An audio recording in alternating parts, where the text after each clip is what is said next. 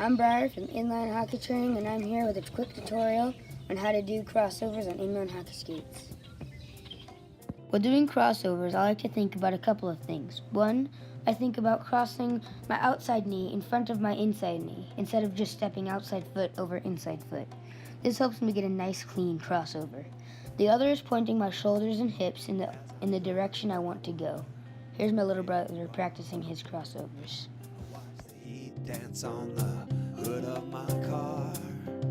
Well, I could drive. This is what crossing the knee over knee should look like. Skating figure eights around two cones is a great drill for your crossovers and keeping your head up. Move your cones closer together as you get better. Try to keep your feet moving the entire time. Don't forget to practice this knee over knee drill. And you're on the ball, but you call me when you're sad and lonely, because you don't want to fall. Once you start getting your crossover, start practicing with the puck, and always go both directions. A closed mind makes the world seem small. Why do we sit so far apart?